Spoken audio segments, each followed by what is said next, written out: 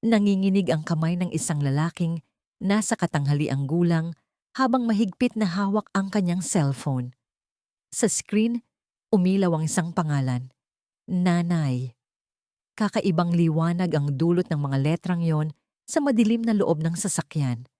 Sa isang iglap, tila naglaho ang 30 taon at ang mga alaala ng nakaraan ay bumuhos na parang tsunami. Pasensya na po, sir. Pwede ko po bang sagutin itong tawag? Magalang na tanong ng binatang driver mula sa unahan habang bahagyang lumingon. Sa hindi malamang dahilan, ang sigla ng kabataan sa kanyang boses ay may kung anong pumukaw sa puso ng lalaking pasahero sa likod. Ah, sige, okay lang. Halos automatikong sagot niya, ngunit ang kanyang mga mata ay nanatiling nakatutok sa pangalan sa screen ng cellphone. Hello po, Nay. Si Miguel po ito. Isang magiliw na boses ang umalingaw sa loob ng sasakyan.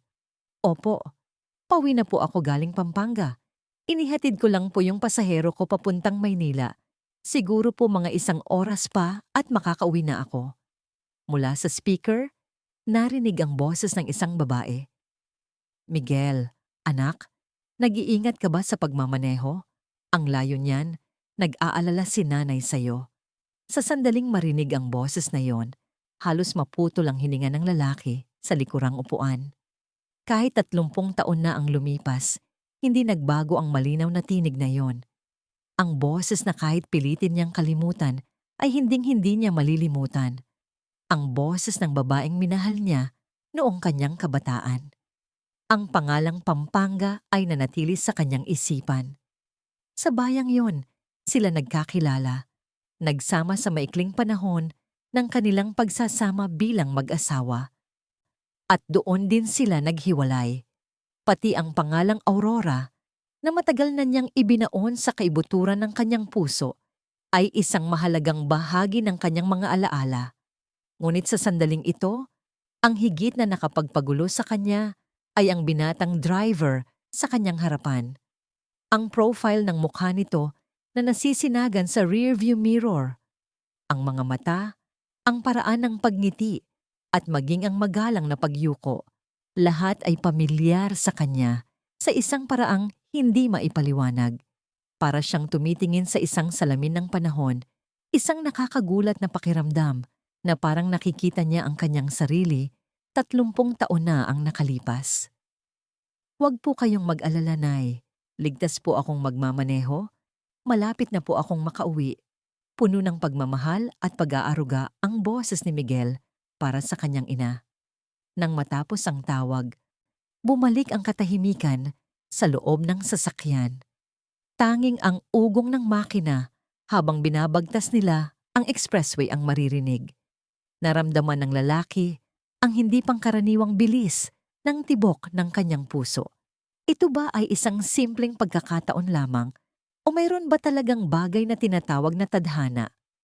Habang nakatuon sa pagmamaneho, paminsan-minsan ay sumusulyap si Miguel sa rearview mirror para tingnan ang kalagayan ng kanyang pasahero. Sir, okay lang po ba kayo? Medyo maputla po kayo? Ah, oo. Ayos lang ako. Medyo napagod lang. Pilit na pinapakalma ng lalaki ang kanyang sarili. Galing po kayo sa Pampanga para sa trabaho? Sinimulan ni Miguel ang isang natural na usapan. Isang reunion. Matagal ko nang hindi nakikita ang mga kaibigan ko mula sa aking bayang Sinilangan. Sagot ng lalaki. Habang masusi niyang pinagmamasdan ang mukha ni Miguel, ang ganda naman po niyan. Doon din po ako sa Pampanga ipinanganak at lumaki. Sabi ni Miguel. May maliit po kaming karinderya doon ni nanay. Kaming dalawa lang po ang magkasama. Karinderya? Kumabog ang dibdib ng lalaki. Magaling magluto si Aurora, lalo na ang kanyang adobo na napakasarap. Hinding-hindi niya malilimutan ang lasa ng adobong manok na niluluto nito gamit ang isang espesyal na uri ng toyo.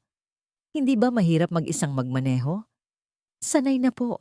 3 taon na po ako sa trabahong ito sa gabi. Sa umaga, tumutulong po ako sa karinderya ni nanay at sa gabi, nagdadrive po ako. Gusto ko po kasing mabigyan ng maginhawang buhay si nanay. Sa mga salitang yon, Tila nanikip ang dibdib ng lalaki. Ang sinseridad ng binatang ito, ang pagmamahal sa kanyang ina, lahat ay tumagos sa kanyang puso. Kasabay nito, isang nakakatakot na ideya ang pumasok sa kanyang isipan. Sinubukan niyang kalkulahin ang edad. Kung si Miguel ay 29 na taong gulang, ibig sabihin ay ipinanganak siya noong 1995. Naghiwalay sila ni Aurora noong 1994. Kung sakaling nabuntis si Aurora pagkatapos mismo ng kanilang hiwalayan, ngunit imposible iyon. Kung nabuntis si Aurora, tiyak na sasabihin niya sa kanya, ganoon siyang klasing tao. Gayunpaman, bakit ang mukha, kilos, at pananalita ng binatang ito ay nagdudulot sa kanya ng ganitong kakaibang pakiramdam ng pagiging malapit? May kasabihang, hindi maikakaila ang dugo, ngunit hindi niya akalaing maaaring magkatotoo ito. Mag-isa lang ba ang nanay mo sa pagpapatakbo ng karinderya? Maingat na tanong ng lalaki. Opo, mula pagkabata ko, siya na po ang mag-isang nagpalaki sa akin. Sigurado po akong napakahirap ng pinagdaanan niya. Paano ang tungkol sa tatay mo? Saglit na nag-atubili si Miguel. Hindi po masyadong nagkukwento si nanay tungkol sa tatay ko. Pero sabi niya, hindi naman daw po masamang tao. Sadyang hindi lang daw po sila para sa isa't isa. Lalong bumilis ang tibok ng puso ng lalaki. Posible kaya? Totoo kayang itong binata ay, anong pangalan ng nanay mo? Aurora po. Medyo simple lang po ang pangalan niya. Pero para sa akin, iyon na po ang pinakamagandang pangalan sa buong mundo. Para sa lalaki, tila huminto ang mundo. Aurora, Pampanga. At ang edad ng binatang ito, masyadong maraming pagkakatugma para maging isang simpleng pagkakataon lang. May 1 oras pa silang bibiyahe bago makarating sa Maynila. Sa loob ng 1 oras na yon, maaaring harapin niya ang pinakamahalagang katotohanan ng kanyang buhay. Posible kayang sa unang pagkakataon, nakakausap niya ang anak na hindi niya alam na mayroon siya sa loob ng 30 taon? Walang kamalay-malay si Miguel na nagpatuloy sa pagmamaneho. Napansin niyang biglang naging seryoso ang ekspresyon ng kanyang pasahero sa rearview mirror. Ngunit hindi niya pa alam na ito na ang simula ng isang pangyayaring lubos na magpapabago sa kanyang buhay. Sa loob ng isang sasakyang tumatakbo sa kahabaan ng NLEX sa gabi, ang mga gulong ng tadhana ay dahan-dahang nagsimulang umikot. Ang sasakyan na minamaneho ni Seiji, isang pangalang matagal nang hindi ginagamit ng lalaki, ay patuloy na tumakbo ng maayos sa kahabaan ng North Luzon Expressway. Tahimik siyang nag-iisip sa likurang upuan. Maingat at matatag ang pagmamaneho ni Miguel. Halatang sanay na sa mahabang biyahe. Mukhang mahirap ang trabaho bilang grab driver, ano? Sinikap ni Seiji na ipagpatuloy ang usapan. Medyo po. Pero masaya rin po kasi marami akong nakakausap na iba't ibang tao. Lalo na po sa mga malalayong biyahe tulad nito, minsan na ikukuwento pa sa akin ng mga pasahero ang buhay nila. Walang bahid ng pagod sa boses ni Miguel. Sa halip, puno ito ng positibong enerhiya. Sinimulang balikan ni Seiji ang mga alaala. Ang tagsibol ng 1994 sa campus ng Universidad ng Pilipinas, kung saan una niyang nakilala si Aurora. Estudyante ito ng panitikan at palaging nasa silid-aklatan, nagbabasa.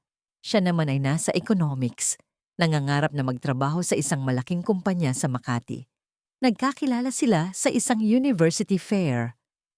Sumali si Aurora sa isang poetry reading at sa isang iglap. Nabihag siya ng kanyang magandang boses. Nagsimula ang kanilang relasyon at nagpakasal sila pagkatapos ng kanilang pag-aaral. Ngunit agad lumitaw ang pagkakaiba sa kanilang mga pananaw. Hinangad ni Seiji ang tagumpay sa Maynila, habang ninais ni Aurora ang isang tahimik na buhay sa kanyang bayang Sinilangan. Para sa kanya, ang Pampanga ay isang panimulang punto lamang, ngunit para kay Aurora, ito ang lugar na dapat niyang uwian.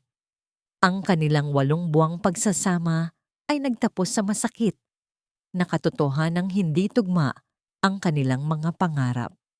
Magaling bang magluto ang nanay mo? Maingat na nagtanong muli si Seiji. Opo, sobrang galing. Lalo na po ang adobo niya. May espesyal siyang toyo na ginagamit. Sikat po yun sa mga customer namin at marami na po kaming suki. Espesyal na toyo. Nanikip ang dibdib ni Seiji. Iyon ang paboritong brand ni Aurora. Noong sila pa, madalas siyang bumibili noon para iregalo sa kanya. Gamit iyon, nagluluto si Aurora ng adobo at madalas nilang kinakain yon habang namamasyal sa Tagaytay. Napakabuting ina niya. Bahagyang nanginginig ang boses ni Seiji. Totoo po, pinalaki niya akong mag-isa habang pinapatakbo ang karinderya. Minsan naiisip ko, baka mas naging madali ang buhay niya kung iba ang pinili niya. Mukhang may mga nag-alok din sa kanya ng kasal, pero tinanggihan niya raw lahat. Naghalo-halo ang emosyon sa puso ni Seiji. Mag-isang pinalaki ni Aurora si Miguel? Bakit hindi siya nito kinontak? Kung totoo ngang anak niya si Miguel, halos 30 taon niyang pinasa ng responsibilidad na yon ng mag-isa. May alam ka ba tungkol sa tatay mo? Lakas loob na tanong ni Seiji. Nag-atubili si Miguel. Hindi po gaanong detalyado ang alam ko. Sabi ni nanay, hindi naman daw masamang tao ang tatay ko. Sadyang hindi lang sila nagkaintindihan sa tamang panahon. Sabi niya, lahat naman tayo ay hindi perpekto noong bata pa at nakakagawa ng pagkakamali. Kaya hindi ko raw dapat itanim sa isip ko ang galit. Mga salitang tunay na nagmula kay Aurora. Palagi niyang pinipili na magtiis kaysa magtanim ng sama ng loob. Dati, naiinis si Seiji sa ugaling iyon ni Aurora. Ngunit ngayon, masakit niyang naiintindihan ang kabutihan ng kanyang puso. Ang mga tanawin sa labas ng bintana ay unti-unting nagiging mas urbano. Palapit na sila sa Maynila. Naramdaman ni Seiji na kailangan na niyang magdesisyon. Aalis ba siya ng walang imik o magkakaroon siya ng lakas ng loob na alamin ang katotohanan? Ilang taon na ang nanay mo? 53 taong gulang po. Ipinanganak noong 1971. Perpektong tugma ang kalkulasyon. Kasing edad niya, si Aurora. Naramdaman ni Seiji ang panginginig ng kanyang mga kamay. Saan sa Pampanga ang karinderya ninyo? Malapit po sa bayan. Maliit lang po ang pwesto namin, pero mahal po kami ng mga taga roon. Ang pangalan po ng karinderya ay Kusina ni Aurora. Maging ang pangalan ng kainan ay pangalan niya. Halos hindi makahinga si Seiji. Lahat ng ebidensya ay tumuturo sa iisang konklusyon. Habang nagmamaneho, patuloy na tinitingnan ni Miguel ang kanyang pasahero sa rearview mirror. Nagsimula ito bilang isang ordinaryong usapan, ngunit unti-unti, naging mas personal ang mga tanong at naging seryoso ang ekspresyon ng kanyang pasahero. May nasabi ba siyang hindi maganda? Pasensya na po, sir. May nasabi po ba akong hindi maganda? Nag-aalalang tanong ni Miguel. Wala. Napaka-interesante ng kwento mo. Pilit na pinapanatili ni Seiji ang kanyang kahinahunan. Mukhang napakaganda ng relasyon ninyo ng nanay mo. Opo, ipinagmamalaki ko po si nanay. Sigurado akong nahirapan siyang palakihin akong mag-isa. Pero kahit minsan, hindi ko siya narinig na magreklamo. Sa halip, sinasabi niya na dahil sa akin, nagkakaroon siya ng lakas para magpatuloy.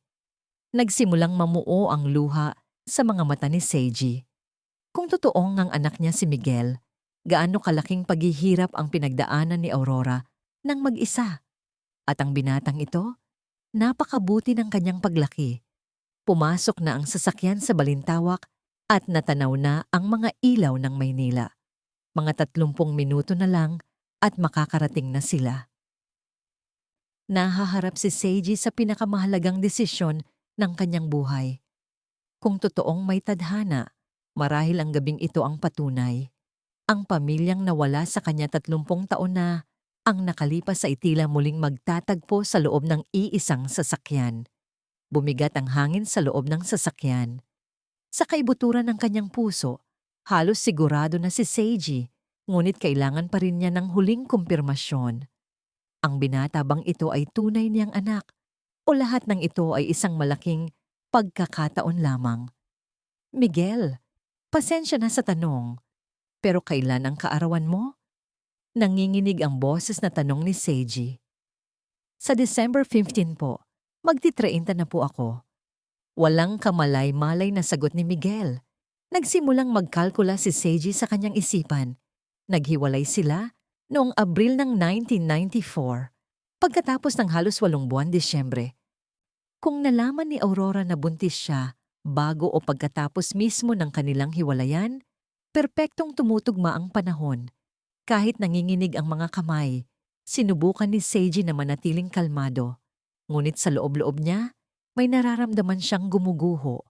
Sa loob ng 29 na taon, posible palang meron siyang anak at nabuhay siya nang hindi man lang ito nalalaman. Nakatuon si Miguel sa pagmamaneho, ngunit hindi niya maiwasang mag-alala sa kalagayan ng kanyang pasahero. Ang mga tanong nito ay unti-unting naging mas personal at nagbago na rin ang tono ng kanyang pananalita. Masyado na yata niyang naibahagi ang tungkol sa kanyang buhay? Sir, sigurado po kayong okay lang kayo? Nag-aalalang tanong ni Miguel. Oo, ayos lang. May naalala lang ako sa nakaraan. Hirap na sagot ni Seiji. Pumasok na ang sasakyan sa EDSA. At bumungad sa kanila ang mga ilaw ng gabi sa Maynila. Habang dumadaloy ang mga ilaw ng neon sa bintana, ang isip ni Seiji ay naglalakbay sa pagitan ng nakaraan at kasalukuyan. Malinaw na bumalik sa kanyang alaala ang araw ng kanilang paghihiwalay noong tagsibol ng 1994. Sa maliit na apartment sa Pampanga, nagkaroon sila ng huling pag-uusap ni Aurora. Pareho silang umiiyak, ngunit napagkasunduan nilang hindi na sila maaring magsama pa. Gusto mong magtagumpay sa Maynila, Seiji.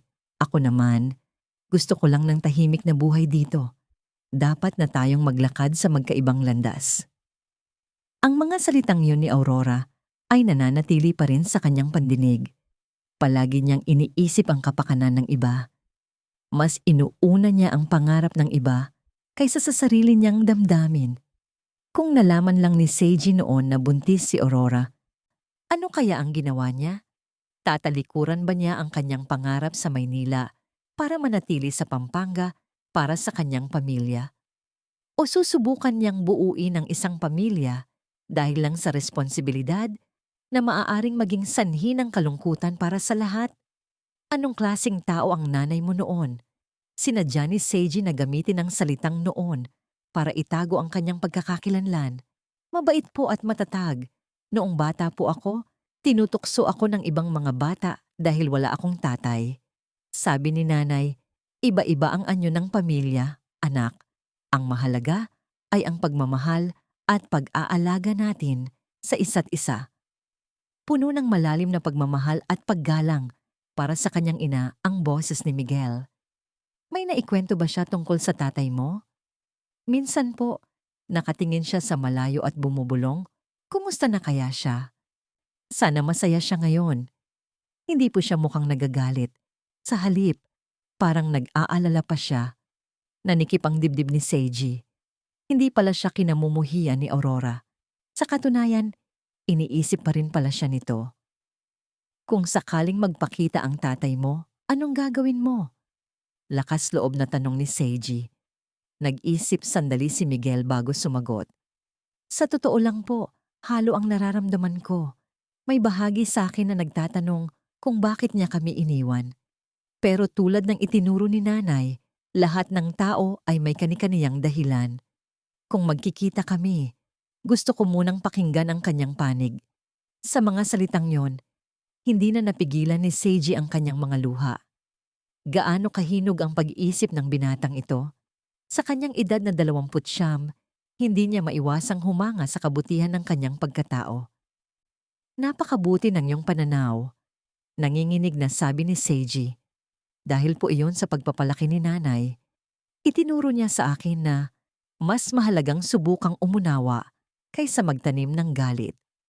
Malapit na sila sa kanilang destinasyon. Kailangan na ni Seiji na magpasya. Mananahimik na lang ba siya at aalis o aaminin niya ang katotohanan? Si Miguel naman ay nakaramdam din ng kakaibang koneksyon sa pasaherong ito. Kahit ngayon lang sila nagkakilala, mayroon siyang pakiramdam ng kapanatagan na para bang isang kapamilya ang kanyang kausap. Isang init na tila muling nakasama ang isang kamag-anak na matagal nang nawalay. Sir, malapit na po tayo. Pwede ko po bang makuha ang eksaktong address? Habang sinasabi ni Seiji ang address, inihanda na niya ang kanyang sarili. Ang gabing ito ay maaaring maging simula ng malaking pagbabago sa kanyang buhay. Isang kutob ang bumalot sa kanyang puso. Sa loob ng sasakyang tumatakbo sa gabi ng Maynila, ang isang makasaysayang pagtatagpo na lumampas sa 30 taon ay tahimik na papalapit sa kasukdulan nito. Nang pumasok ang sasakyan sa isang marangyang subdivision sa Makati, buo na ang desisyon ni Seiji. Hindi na niya kayang magpanggap pa. Kung ang binatang ito ay tunay niyang anak, dumating na ang oras upang punan ang 30 taong pagkukulang. Miguel, pasensya na. Pero maaari ba akong humingi ng kaunting oras? Mayroon akong importanteng sasabihin sa'yo. Nanginginig ang boses ni Seiji. Opo, syempre po. Ititigil ko po tayo sa isang tahimik na lugar. Sagot ni Miguel na nahalata na ang seryosong kalagayan ng kanyang pasahero. Itinabi niya ang sasakyan sa parking lot ng isang kalapit na parke. Bumaba sila ng sasakyan at naupo sa isang bench, magkaharap. Ang parke ay nababalot ng katahimikan ng hating gabi at tanging ang ilaw mula sa poste ang nagsisilbing liwanag sa kanila. Huminga ng malalim si Seiji bago magsalita. Una sa lahat, magpapakilala ako. Ang pangalan ko ay Seiji. Seiji po? Inulit ni Miguel ang pangalan. Tila pamilyar ang tunog nito. Miguel, ang mga sasabihin ko ay maaring ikagulat mo. Pero sa tingin ko, kailangan mong malaman ang katotohanan. Hinigpitan ni Seiji ang kanyang mga kamay. 30 taon na ang nakalipas, ikinasal ako sa isang babaeng nagngangalang Aurora. Nagbago ang ekspresyon ni Miguel nang marinig ang pangalan ng kanyang ina. Nagsimulang bumilis ang tibok ng kanyang puso. Natapos ang pagsasama namin pagkatapos ng 8 buwan dahil sa pagkakaiba ng aming mga pangarap. Napagdesisyonan naming tahakin ang magkaibang landas. Ako ay nagsimula ng negosyo dito sa Maynila at si Aurora ay nanatili sa Pampanga. Unti-unting humina ang boses ni Seiji. Imposible. Nawalan ng salita si Miguel. Pagkatapos ng aming hiwalayan, hindi na kami nag-usap pa. At hanggang ngayon, wala akong kaalam-alam sa iyong pag-iral. Naging garalgal ang boses ni Seiji. Kung nalaman ko lang, sana'y naging iba ang lahat. Tumayo si Miguel, lumakad ng ilang hakbang, at muling hinarap si Seiji. Kung ganoon, ikaw ang aking... Oh, malamang ako ang iyong ama. Isang mahabang katahimikan ang namagitan. Tumingala si Miguel sa buwan, sinusubukang tanggapin ang katotohanan. Ang amang hinanap niya sa loob ng 29 na taon ay magpapakita sa ganitong paraan. Bakit hindi sinabi sa akin ni nanay? Mahinang tanong ni Miguel. Sa tingin ko, iyon ang desisyon na gagawin talaga ni Aurora. Mula noon, ayaw niyang maging pabigat sa iba. Siguro, ayaw niyang bumalik ako dahil lang sa obligasyon. Bumalik si Miguel sa bench at naupo muli sa tabi ni Seiji. Sa totoo lang, hindi ko alam kung ano ang sasabihin. Pero hindi ako galit. Naiintindihan ko ang desisyon ni nanay. Nagulat si Seiji sa hinog na reaksyon ng kanyang anak. Napakabuti ng pagpapalaki sa iyo dahil iyan sa iyong ina. Itinuro niya sa akin na mas mahalaga ang pag-unawa kaysa sa pagkamuhi. Tinitigan ni Miguel ang kanyang ama. Siguradong nahirapan ka rin, hindi ba? Ang mabuhay ng 30 taon na hindi alam ang pagkakaroon ng pamilya ay siguradong masakit. Sa mga salitang yon, lubos na naantig si Seiji. Ang binatang ito, na biktima sa sitwasyon, ay nag-aalala pa rin para sa kanya na siyang nagkasala. Nagtagumpay ako. Nakuha ko ang pera at posisyon pero palagi kong nararamdaman na may kulang. Ngayon, alam ko na ang sagot. Pamilya pala. Pinunasan ni Seiji ang kanyang mga luha. Gusto mo bang makita si nanay? Tanong ni Miguel. Siyempre, pero baka ayaw na niya akong makita. Masyadong mahaba ang 30 taon. Hindi po totoo iyan. Hanggang ngayon, nag-aalala pa rin siya sa'yo. Minsan, naririnig ko siyang bumubulong. Sana masaya siya ngayon. Gumaan ang pakiramdam ni Seiji. Iniisip pa rin pala siya ni Aurora. Pero baka hindi magandang bigla na lang akong magpakita. Pwede bang ikaw muna ang magsabi kay Aurora na ako ang iyong ama? Sige po. Pero bago yon, may isa po akong tanong. Naging seryoso ang mukha ni Miguel. Kung nalaman ninyo ang tungkol sa akin 30 taon na ang nakalipas, babalik po ba talaga kayo? Agad na sumagot si Seiji. Walang duda, babalik ako. Ang tagumpay sa Maynila ay walang halaga kumpara sa pamilya. Ngayon ko lang yan. Lubusang naintindihan. Tinitigan ni Miguel ang mga mata ng kanyang ama at nakita niya ang katotohanan sa mga salita nito. Sige po, kakausapin ko si nanay. Muli silang sumakay sa sasakyan. Ngayon, bilang mag-ama. Pagkatapos ng mahabang 30 taon, ang unang hakbang para sa muling pagsasama ng isang pamilya ay nagawa na. Sa tahimik na gabi ng Makati, isang bagong kabanata ang magsisimula. Makalipas ang isang linggo, tumawag si Miguel kay Seiji. Ang pakikipag-usap niya sa kanyang ina ay naging mas komplikado kaysa sa inaasahan. Ano ang naging reaksyon niya? Puno ng pag-aalalang tanong ni Seiji. Noong una po, nagulat siya. Tapos, matagal siyang nanahimik. Pagkatapos noon, nagsimula siyang umiyak. Malungkot din ang boses ni Miguel. Akala po ni nanay, may sarili na kayong pamilya ngayon. Binata pa rin ako. Sa loob ng 30 taon, nanatili akong mag-isa. Agad na sagot ni Seiji. Nang sabihin ko po iyon, lalo siyang naiyak. Sabi niya, gusto niya rin daw sanang maging masaya ka. Nanikip ang dibdib ni Seiji. Hanggang ngayon, ang kaligayahan pa rin niya ang ninanais ni Aurora. Pumayag po si nanay na makipagkita, pero meron siyang kondisyon. Maingat na pagpapatuloy ni Miguel. Gusto niya munang magkita kayo bilang magkaibigan. Hindi raw maaring basta na lang bumalik sa dati. Siyempre, susundin ko ang gusto niya. Nagkasundo silang magkita sa isang maliit na kapihan malapit sa bayan ng Pampanga sa linggo ng hapon. Mula umaga, kinakabahan na si Seiji. Ano ang isusuot niya? Ano ang sasabihin niya? Lahat ay hindi niya alam. Sa huli, pinili niya ang isang simpleng kasuotan. Isang navy blue na sweater at gray na slacks. Bumili siya ng 3 tangkay ng dilaw na rosas sa isang flower shop. Iyon ang paboritong bulaklak ni Aurora noon. Pagdating niya sa kapihan, naghihintay na si Miguel. Malapit na po si nanay. Medyo kinakabahan din po yata. Naramdaman din ni Seiji ang pagbilis ng tibok ng kanyang puso. Bumukas ang pinto at pumasok ang isang babae. Binago ng 30 taon ang kanyang itsura, ngunit ang magiliw na mga mata at eleganteng tindig ay hindi nagbago. Aurora, tumayo si Seiji. Seiji! Tinitigan din siya ni Aurora. Isang mahabang katahimikan ang namagitan sa kanila. Si Miguel ang bumasag nito. Maupo po kayo, Nay. Ito po si Seiji. Naupo si Aurora sa tabi ng kanyang anak. At umupo naman si Seiji sa kabilang panig. Inabot ni Seiji ang mga dilaw na rosas. Ito ang paborito mong bulaklak noon. Habang tinatanggap ni Aurora ang mga bulaklak, tumulo ang luha sa kanyang mga pisngi. Naaalala mo pa pala, hindi ako nakalimot. Walang anumang bagay tungkol sa iyo ang nakalimutan ko. Sa tahimik na kapaligiran ng kapihan, nagsimula ang kanilang pag-uusap pagkatapos ng 30 taon.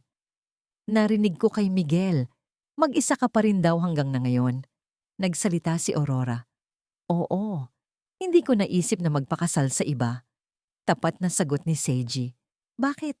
Sa isang matagumpay na tulad mo, siguradong marami kang nakilalang iba. Dahil wala akong nakilalang hihigit sa iyo, Aurora.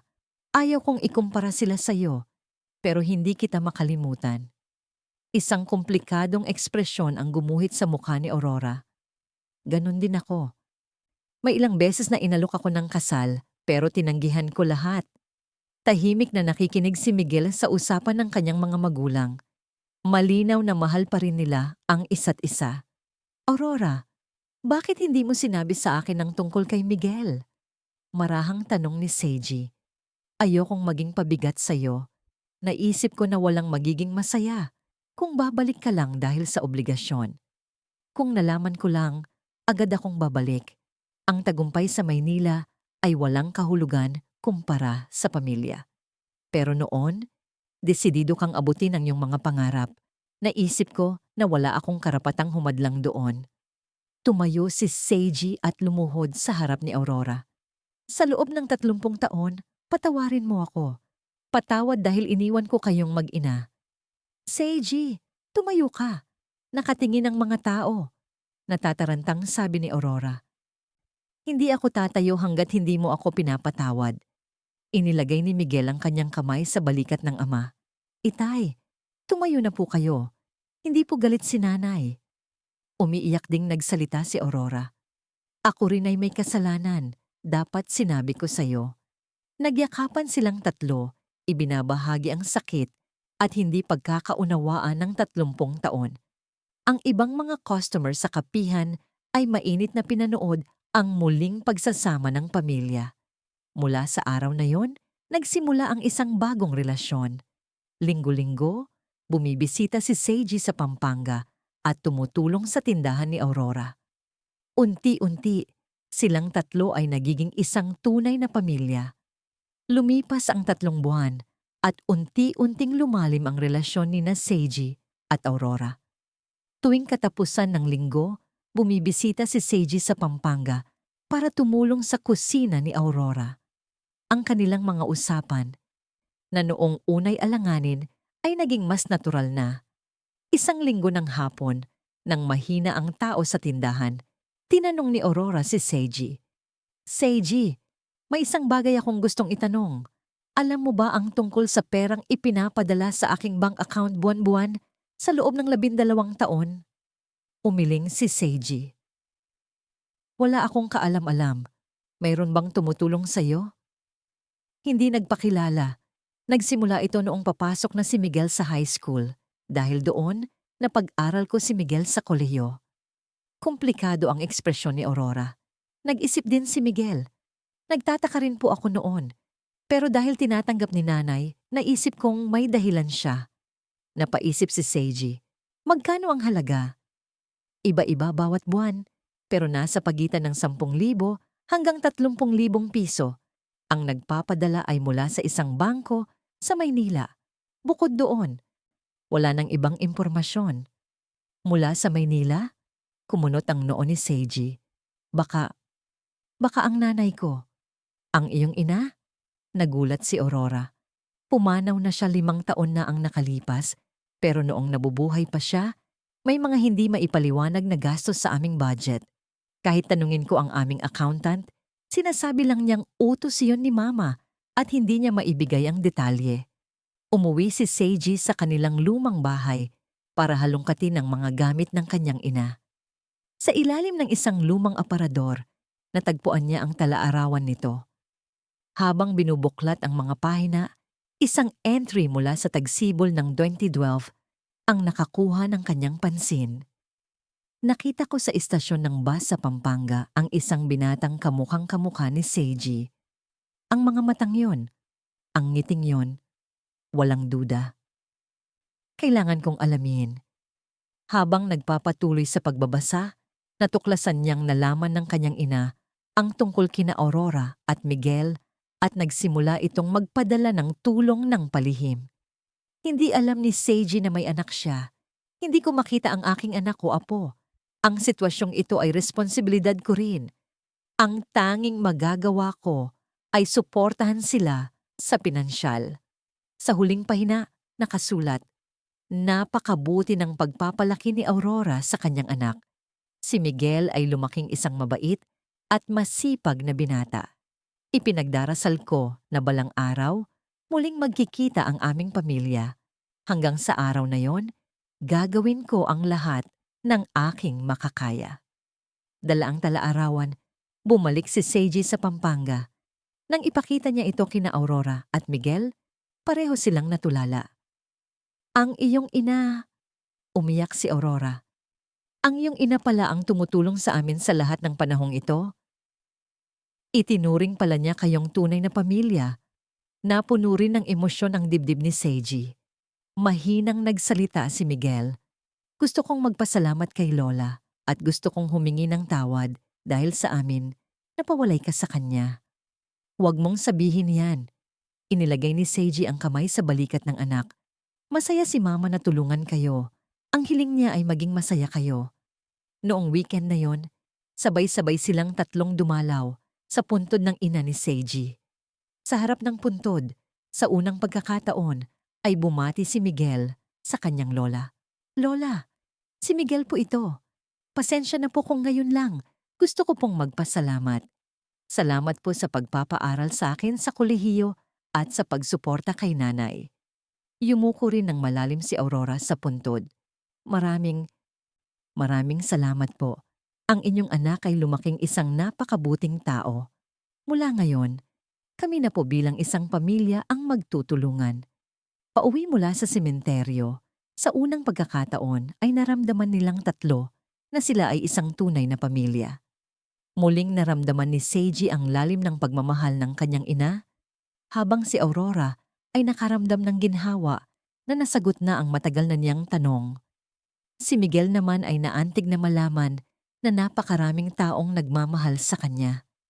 Nay, Tay, biglang nagsalita si Miguel, pwede po ba tayong maging isang tunay na pamilya? Nagkatinginan sina Aurora at Seiji. Wala nang pag-aalinlangan sa kanilang mga mata. Pagkatapos ng 30 mahabang taon, ang isang pamilya ay muling magiging isa. Ang pagmamahal ng isang ina at lola ang nagdugtong sa kanilang mga puso. Isang bigkis na hindi na muling mapuputol. Isang bagong buhay para sa kanilang tatlo ang tahimik na nagsisimula. Makalipas ang kalahating taon, dumating ang panahon ng pamumulaklak. Habang ang mga bulaklak ng Nara ay nagkalat sa bayan ng Pampanga, ang tatlo ay haharap sa isang bagong kabanata ng kanilang buhay. Nagpasya si Seiji na ayusin ang kanyang mga negosyo sa Maynila at lumipat na sa Pampanga. Ang tagumpay na hinanap niya 30 taon na ang nakalipas ay nakamit na niya. Ngunit ngayon, alam na niya na may mas mahalaga pa roon. Tay, sigurado po ba kayong lilipat dito sa Pampanga? Nag-aalalang tanong ni Miguel. Paano na po ang trabaho ninyo sa Maynila? Ayos lang yun. Sa panahon ngayon, kahit saan ka man, pwedeng magtrabaho. Mas gusto kong mapalapit sa aking pamilya. Ngumiti si Seiji. Halo rin ang damdamin ni Aurora. Pasensya ka na, Seiji, at binago namin ang buhay mo. Kayo ang nagpabago nito para sa mas mabuti. Marahang hinawakan ni Seiji ang kanyang kamay. 30 taon na ang nakalipas, umalis ako para hanapin ang tagumpay sa Maynila. Ngunit ang tunay na tagumpay pala ay ang makasama ang pamilya. Nang hapong iyon, binisita nilang tatlo ang isang lumang simbahan sa Betis. Ito ang lugar kung saan unang nag-date sina Seiji at Aurora, 30 taon na ang nakalipas. Naaalala mo ba? Tanong ni Seiji habang nakatingin sa matatandang puno ng akasya. Siyempre, dito ka nagpropose sa akin. Malalim ang kahulugan sa boses ni Aurora. Sa unang pagkakataon, narinig ni Miguel ang kwento ng kabataan ng kanyang mga magulang. Dito po? Oo, kasagsagan ng pamumulaklak noon. Tumawa si Aurora. Kinakabahan si Seiji at hindi makapagsalita. Ngayon, iba na. Lumuhod si Seiji. Aurora, maaari mo ba akong bigyan ng isa pang pagkakataon na makasama ka habang buhay? Ngayon, bilang isang pamilya, tayong tatlo. Namuo ang luha sa mga mata ni Aurora. Oo, buong puso kong tinatanggap. Pinanood ni Miguel ang kanyang mga magulang na may malalim na emosyon. Naisip niya na ang kanyang pag-iral ay hindi naging dahilan ng kanilang paghihiwalay, kundi ang naging daan para sila ay muling magkaisa. Ang kanilang kasal ay simple at dinaluhan lamang ng malalapit na kaibigan. Si Miguel ang nagsilbing MC. At naging isang napaka-espesyal na seremonya iyon. Tainay, pagkatapos ng 30 taon, tayo na ay isang tunay na pamilya. Mula ngayon, suportahan natin ang isa't isa habang tinatahak ang bagong yugto ng ating buhay. Magkahawak kamay sina Seiji at Aurora at taimtim na tumango. Ang sakit ng nakaraan at ang mahabang panahon ng pagkakawalay, lahat ay tila nangyari para sa sandaling ito. Pagkatapos ng seremonya, bumalik silang tatlo sa kusina ni Aurora. Sa mungkahi ni Seiji na pagdesisyunan nilang palakihin ang tindahan. Sa bagong signboard, nakasulat, Aurora's Eatery, Panlasang Pamilya. Ito na ang simula ng ating bagong buhay, sabi ni Aurora. At sana, maging isang mainit na tahanan din ito para sa mga tao sa ating komunidad. Sagot ni Seiji. Nang gumabi, naghapunan silang tatlo sa isang maliit na mesa sa likod ng tindahan. Simpleng kanin, sinigang na ginawa ni Aurora, inihaw na liyempo na binili ni Miguel, at isang bote ng alak na dala ni Seiji. Isang simpleng salusalo, ngunit puno ng kaligayahan. Tay, nagsalita si Miguel, ipagpapatuloy ko po ang pagiging Grab driver. Dahil sa trabahong ito, nagkita tayo noong gabing iyon. Nagsimula akong maniwala sa tadhana. Napakagandang ideya, pero huwag mong pababayaan ang iyong sarili. Iginalang ni Seiji ang desisyon ng anak. Nay, bumaling naman si Miguel kay Aurora. Maraming salamat po sa pagpapalaki sa akin ng mag-isa. At salamat po sa pagtuturo sa akin na huwag magtanim ng galit kay Itay. Pinunasan ni Aurora ang kanyang luha. Anak, ang makita kang lumaki, ng ganito kabuti, ang nag-iisang kaligayahan ni nanay. Tiningnan ni Seiji ang kanyang pamilya at nagpasalamat mula sa kaibuturan ng kanyang puso. Ang pagmamahal ng kanyang ina, ang pagtitiis ni Aurora, ang kabaitan ni Miguel, at ang kanilang makasaysayang pagkikita, lahat ay nag-ambag sa sandaling ito. Mukhang araw-araw ay magiging isang bagong pagtuklas para sa atin. Ngumiti si Seiji. Oo, sabay na sagot ni na Aurora at Miguel. Habang ang mga talulot ng bulaklak ay nililipad ng hangin, tahimik na nagsimula ang bagong buhay ng tatlo. Hindi na maibabalik ang nawalang panahon, ngunit ang determinasyon na pahalagahan ang bawat sandali sa hinaharap ang nagbuklod sa kanilang mga puso. 1 taon na ang nakalipas, tagsibol muli. Ang Aurora's Eatery ay naging isang paboritong lugar na sa kanilang komunidad. Ang loob ng kainan ay palaging puno ng tawanan ng mga suki at ramdam ang init ng isang masayang tahanan. Naging pang-araw-araw na gawain ni Seiji ang gumising ng 5:00 ng umaga para tulungan si Aurora sa paghahanda.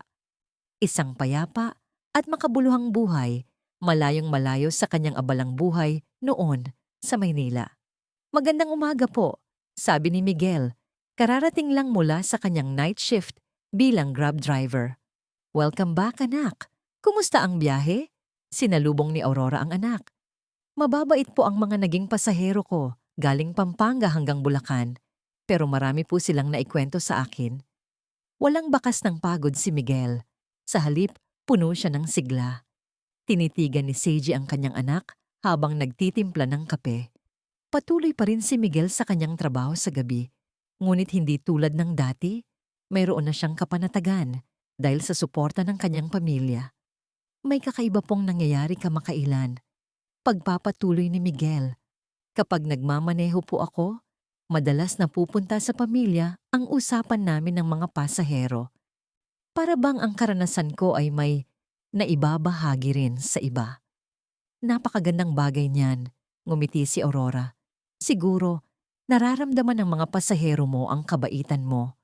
Nang handa na ang kainan, sunod-sunod na nagsidatingan ng mga suki. Isang matandang kapitbahay, mga empleyado, mga estudyante, lahat sila ay minamahal ang lugar na ito na parang sarili nilang tahanan. Seiji, isang order ng tapsilog. Sige po, sandali lang. Bihasang gumalaw si Seiji. Ang kanyang mga kamay, na dati alanganin, ay kasing galing na ni Aurora sa pagluluto. Sa oras ng tanghalian, Sabay-sabay silang kumain sa likod ng tindahan. Tay, nagsalita si Miguel. Mayroon po akong kasintahan na gusto ko nang pakasalan. Nagulat sina Seiji at Aurora at nagkatinginan. Anong klaseng babae siya, anak? Marahang tanong ni Aurora. Nakilala ko po siya sa trabaho.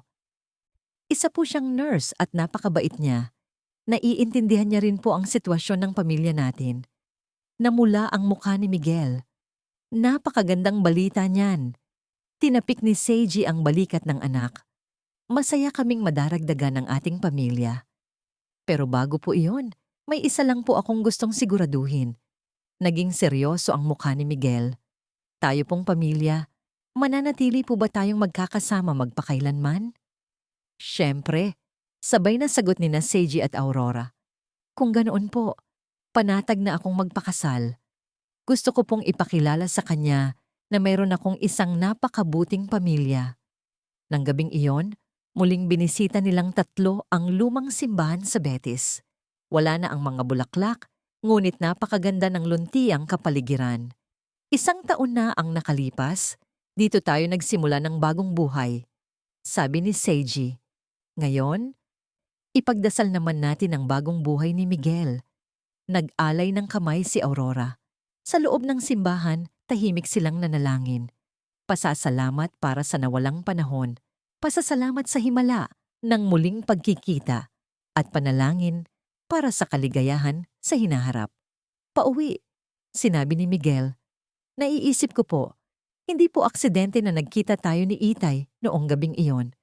Siguro po, ginabayan tayo ni Lola mula sa langit. Maaaring ganoon nga. Tumingala si Seiji sa langit. Hanggang sa huli, inaalala niya tayo. Dapat tayong magpasalamat sa iyong ina. Tumingala rin si Aurora. Kung hindi dahil sa pagmamahal niya, baka hindi tayo muling nagkita. Pagbalik sa kainan, nagsimula silang maghanda para sa kinabukasan. Naghanda ng mga sangkap, nagsaing ng kanin, at naglinis ng tindahan. Isang ordinaryong gawain, ngunit puno ng kaligayahan. Tay, Nay, biglang huminto si Miguel. Tunay na napakasaya natin, ano? Oo, sagot ni Seiji. Inabot man ng 30 taon, sa wakas, naging isang tunay na pamilya tayo. Siguro, kailangan din talaga ng mga likulikong daan sa buhay. Ngumiti si Aurora. Dahil doon, mas nararamdaman natin ang kaligayahan ngayon. Nang lumalim ang gabi, nagpahinga na silang tatlo. Ngunit sa kanilang mga puso, nanatiling mainit ang pag-asa para sa kinabukasan at ang pagmamahal para sa isa't isa. Sa labas, ang hangin ng tagsibol ay marahang umiihip, hudyat ng pagsisimula ng isang bagong panahon. Ang kanilang buhay ay sumasapit na rin sa isang bagong yugto. Ang mga sugat ng nakaraan ay naghilom na at ang daan patungo sa hinaharap ay maliwanag. Ang maliit na ilaw mula sa Aurora's Eatery ay patuloy na nagbibigay ng init sa mga tao sa kanilang komunidad. At sa likod ng ilaw na yon, isang pamilya ang tahimik na humahabi ng kanilang kaligayahan. Minsan, ang buhay ay nagbibigay ng mga hindi inaasahang regalo. Itinuturo nito sa atin na ang mga bagay na akala natin ay nawala na, ay hindi pala tuluyang naglaho.